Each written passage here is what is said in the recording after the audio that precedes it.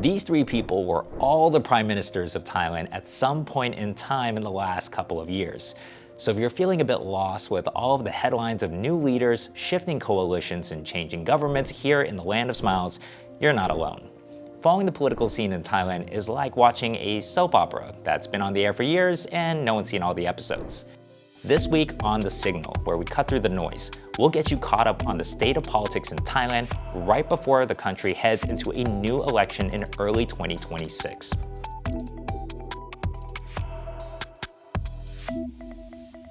And the stakes couldn't be higher. A stagnant economy, border instability, climate-related disasters, an aging population, and even the kingdom's constitution all hang in the balance. So how do we get here? Well, in the 2023 general election, something miraculous happened. After a history of winning the popular vote by a landslide, the Pheu Thai party was unseated as the biggest party in Thailand by the Move Forward party. Led by Pheu Thai, Move Forward campaigned on a reformist platform that enjoyed broad support, especially from younger voters. But the coalition they assembled didn't reach the supermajority required to overcome opposition in the joint sitting of MPs and the Senate. The Senate, appointed under a 2017 constitution, blocked Pheu Thai's bid for prime minister. Then came a turning point. Pheu Thai was disqualified. He was removed from consideration over a technicality involving media shareholdings. The following year, the Constitutional Court ultimately dissolved the Move Forward party and banned its executive leaders from politics. With Move Forward eliminated, the next largest party, Pheu Thai, stepped in to form a coalition. Their first prime minister was former real estate tycoon Pheu Thai. However, his tenure was short-lived. Pheu Thai was also disqualified. The Constitutional Court removed him from office over a controversial minister in his cabinet, ruling that one of his appointees lacked the proper qualifications. This dissolved the government's leadership again. So Pheu Thai turned to its next candidate, Pathongthan Shinawatra, the third Shinawatra to assume the office after her aunt Yingluck and her father Thaksin, who is currently behind bars. She became prime minister, but her term was also dramatically cut short. Due to a scandal involving a leaked phone call with Cambodian Senate President Hun Sen, the Constitutional Court dismissed her from office for compromising national security and breaching ethical standards. After the incident, the coalition began to splinter. Smaller partners shifted allegiances. Some MPs defected. Public patience was eroding. This created a vacuum for the Phumjai Thai party led by Anutin Charnvirakul. As of September 2025, Anutin was chosen to be the 32nd prime minister by parliament on the shakiest of ground.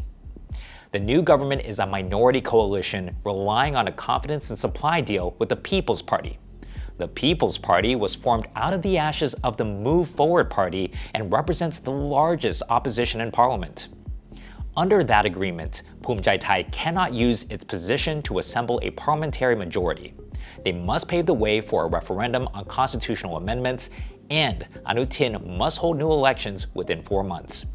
That means the next general election has to come within early 2026. And now we're at the present, but whoever Thailand elects next, they have their work cut out for them. Thailand has a lot going for it, but you wouldn't think so just by looking at the numbers. A decade of 2% average growth has left Thailand ranked 6th in ASEAN, and experts warn that Thailand's economy is heading for a dramatic slowdown by the end of the year. Where did we go wrong? Well, Thailand used to be a prime example of rapid development, transforming from a low-income, agriculture-based economy into an upper-middle-income country, all in a single generation. But according to Melinda Good, country director of the World Bank for Thailand and Myanmar, Thailand's old growth model has stalled. She said, what once worked to transform the way Thais live, work, and learn has already run its course. Structural transformation, in fact, has been stagnant for more than a decade.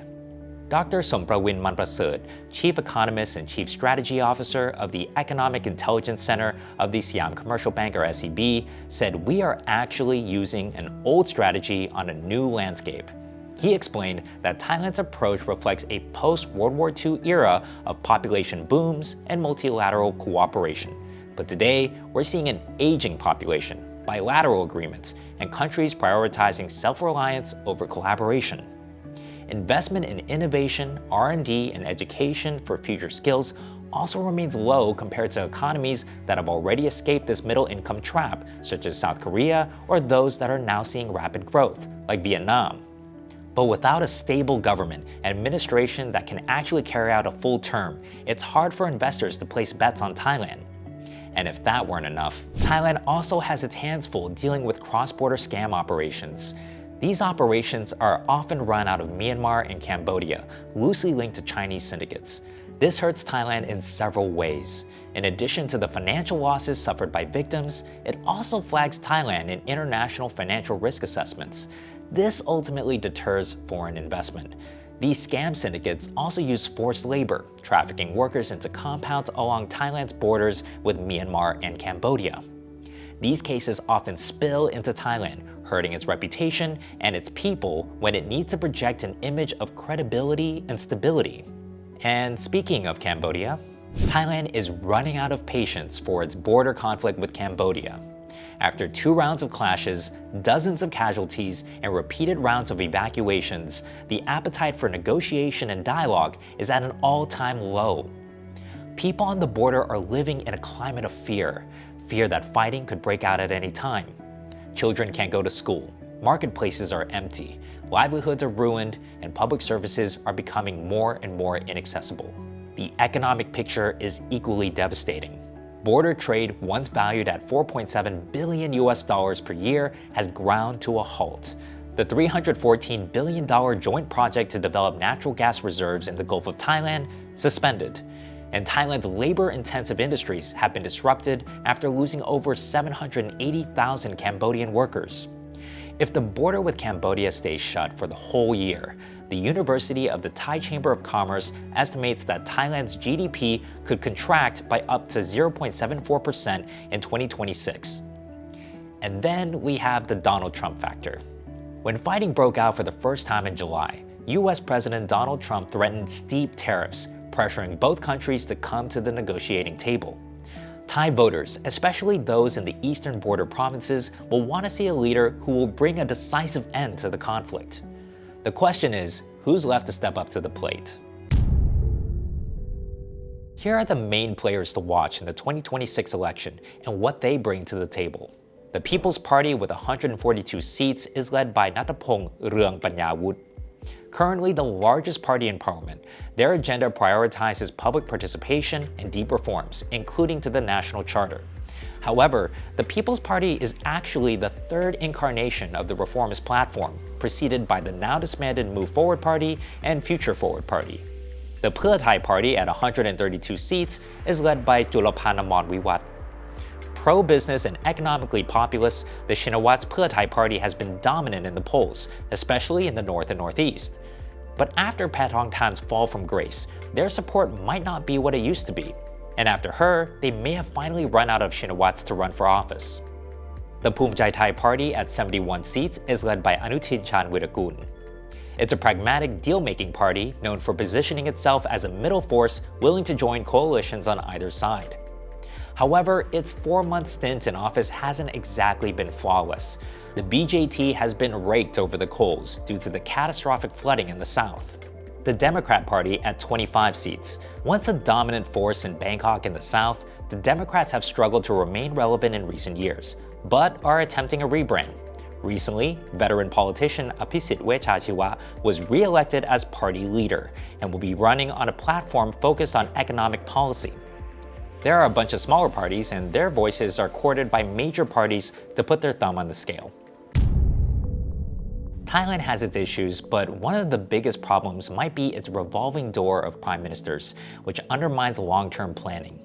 Governments start policies, then get dismantled before they finish them. That hurts investment, social programs, infrastructure, and public trust. Party dissolutions, bans, and disqualifications of past leaders have shrunk the pool of experienced electable politicians. The upcoming election and constitutional referendum may reshape not just who governs Thailand, but how. As 2026 approaches, here are the key signals that will matter, and whether the 2026 general election actually happens when promised. Which parties will gain or lose MPs, which will shape coalition dynamics? Whether constitutional amendments move forward? And which parties can articulate concrete plans for the economy, national security, and climate resilience?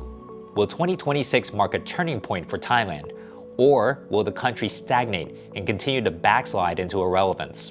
I'm Benjamin Ruchopagan, and this has been Cutting Through the Noise on The Signal.